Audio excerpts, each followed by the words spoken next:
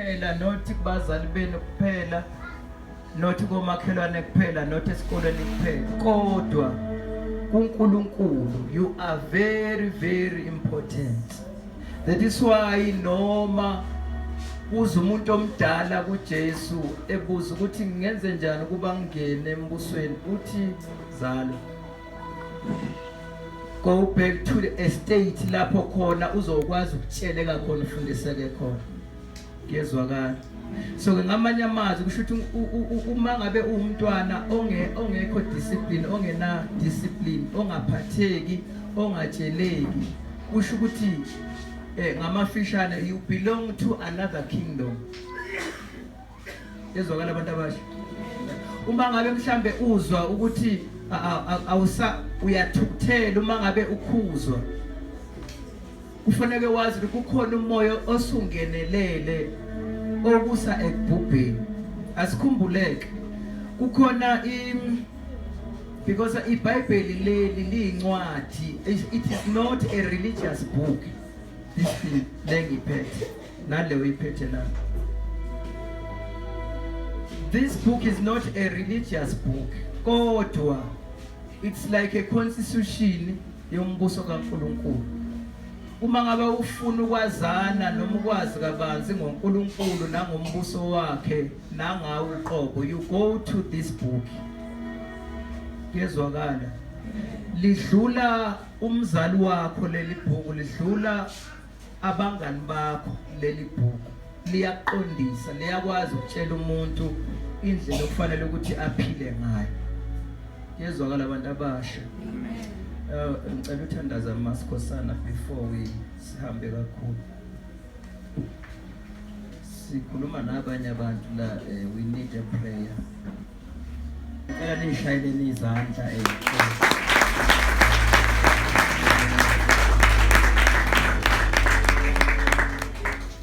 asiqaleni lapha ke futhi sithintele yokuthi ngenxa yokubaluleka kwabantwana kuNkulunkulu kwenza ukuthi usathane abazone kakhulu. No wonder uma khumbula vusi even uJesu omunye futhi ngesikhathi sika Moses, because they know ukuthi izinto ezinkulu ziqala ngeincane. uMoses ukukhule kuleyo generation kuthiwa kubulawe khona abantwana babafana. Yakhumbula ngithi yeah, wayengalindwa abe mdala ukuthi vele kuyazeka ukuthi into ezinkulu iqala ngeincane. So ke ukuze kungabi bikho okukhulu kusho kufanele ukubulale kusekuncane. Yes,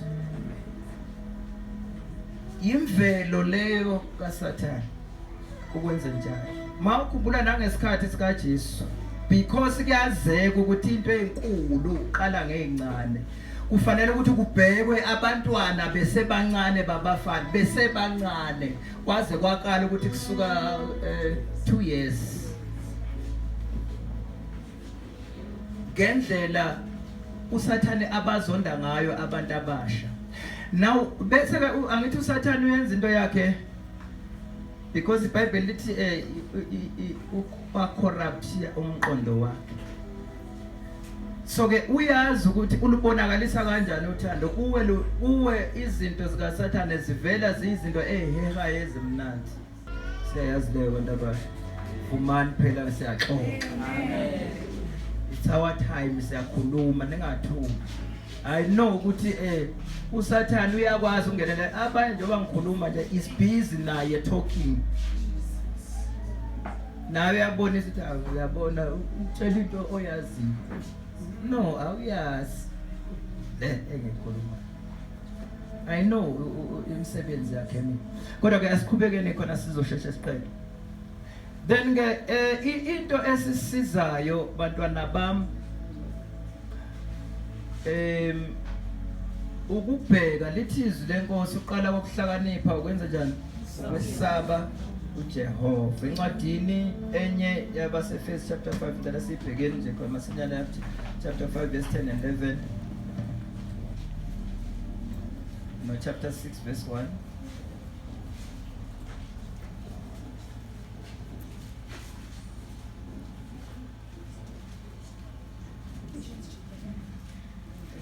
Ephesians chapter 5 verse 10. Uthi nihlole ukuthi kuyini okuthandeka enkosini. Yeah.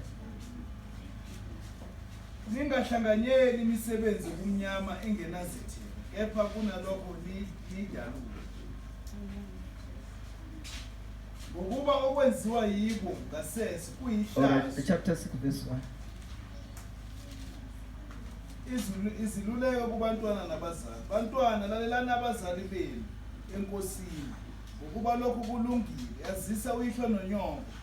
Okungumyalelo wokuqala onesithembiso. Isiphi leso sithembiso leso esikhona? Cela uyifunde eNathando or anyone oyiphethe ngeEnglish. Chapter 6 verse can go to chapter 5 as well. Ephesians chapter 5 verse 10 and 11. Finding out what is acceptable to the Lord and have no fellowship. I told him my key corners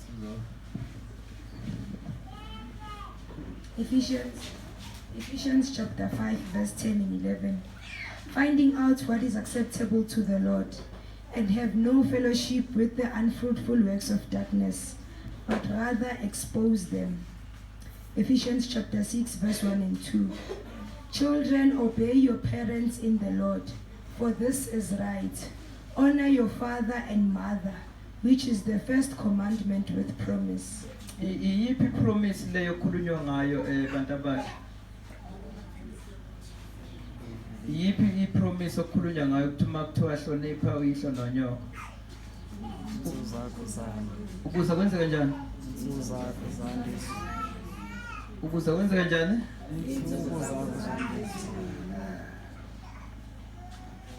Then ke asikwenzeni lokho ngokungenamkhawulo ukubahlonipha abantu bonke kungekhona ngoba la khulunywa ngomzali okuzala enyameni kuphela kodwa wonke umuntu ikakhulukazi abasebangeni ke mhlambe lokudala kunawo you respect irespect ingakulahlekeli lithi ke iBhayibheli lokho kwenza kanjalo kunama benefits ukuhlonipha uyihlo nonyoko kunama benefit kwelula ku-extenda isikhathi sakho sokuphila yezwakala yeah asibuye ke futhi ngoba I know ukuthi isikhathi esiningi thina njengabantu abasha because nathi asivelanga nje sababadala siqale nathi sababancane ziningi ezinye indlela esidlule kuzo ezenza ukuthi singafisi ukuthi nina nifake ngisho nje unyawo ni taste ngoba ngeke nibuye abanye benu ngeke babuye kuzo abanye bethu badlule kuzo ukuze bakwazi ukunikhomba ukuthi ungahambi ngapha kodwa uhambe endleleni right so ke simele lokho ukuthi yazini ukuthi nabangane siba nabo asibakhetheni uma ngabe sifuna impilo yethu ibe right asihlanganisi nabo bonke nje abantu abasondela kithi sibenza abangani bethu ngoba umngani uma ngabe sekhona empilweni yakho une influence kuwe as your friend so ke from the beginning fanele umbheke umuntu osondela kuwe ezokwenza ubungane nawo ukuthi uluhlobo lini lomuntu is it a friend that you need noma umuntu ongadingi ukuba naye because uyakwazi ukumbona indlela behavior ngayo ongafanele wena ubehavior ngayo don't allow that friendship ukuthi iphile ibe khona yezwakala ngoba kwesinye isikhathi uthola ukuthi omunye umntwana ubekade right kodwa ngenxa yabangani impilo yakhe ivele ishintshe and kuvamile ukuthi lo okuyena obekade right agcine sekuhuyo ekselayo ezintweni ezimbi kangangokuthi uthola ukuthi mhlambe yena usengena ejele abe kuma problems okudlula lo okuyiyona influence le kulokho ebese kuba huyo basenkingeni lo asale ngamanye amazwi kusho ukuthi lo omunye it was he or she was just an agent kaSathane to recruit wena ukurecruitela embusweni wobumnyama, because ezinye we need to sizibheke in a spiritual way ukuze sizokwazi ukuphepha emilingweni kaSathane eminingi. Asiphathe naleyo ukuthi ezinye zezinto njengamanje njengoba sikhuluma ngokuthi uSathane akamfuni umuntu omusha ngenhliziyo yakhe yonke, because uyazi ukuthi ifuture yeSouth Africa ikubantwana bakhona laba bazalwayo nasebekhona. So ke mawufuna ukonakalisa iSouth Africa awulu nabantu abadala base South Africa, funeka uyokwenza umonakalo kulaba abancane ukuze iSouth Africa izovesane ibe izwe kodwa eli useless, ligcwale abantwana ababhema inyawo abangenandaba nelife. Yezwakala. So ke ngithi ke asibabheke abangani abeza bebahle kithi kodwa basifundise imikhuba okuzothi egcineni iholele impilo zethu ekufeni noma ekubeni useless. Uphile nje umntwana ohlale nje phozile nje.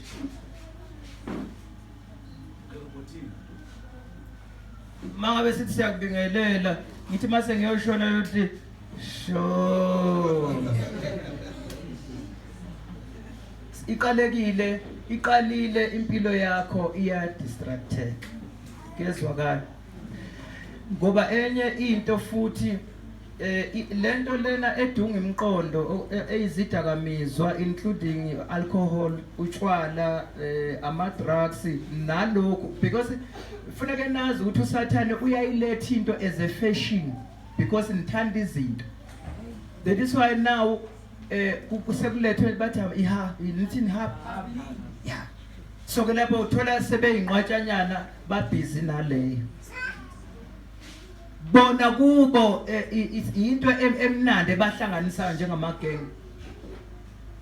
Kanti uSathane is at work to destroy their lives ngendlela ezobathokozisa kodwa impilo zenu zibe ziphela.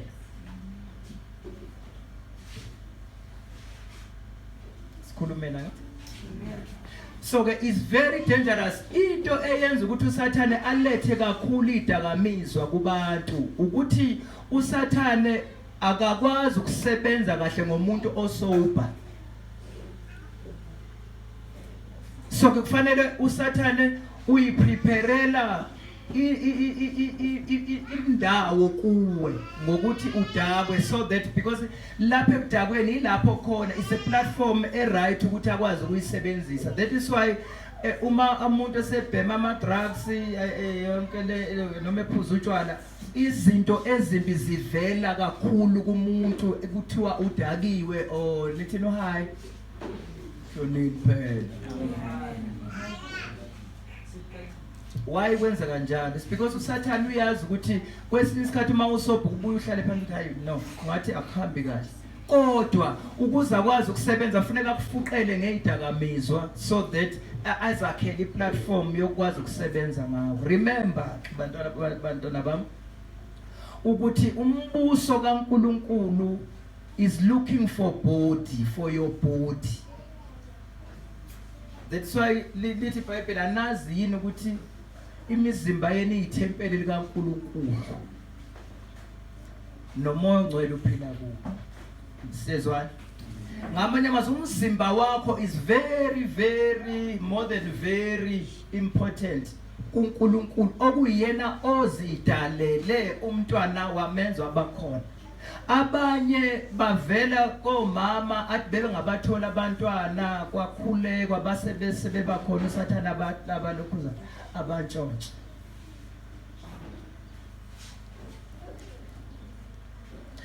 So umzimba uNkulunkulu umzimba wakho as a young person ubalulekile embusweni kaNkulunkulu. Ngicela ukuphinda futhi ngiveze ukuthi njengalokho ubalulekile lo mzimba embusweni kaNkulunkulu kanjalo futhi noSathane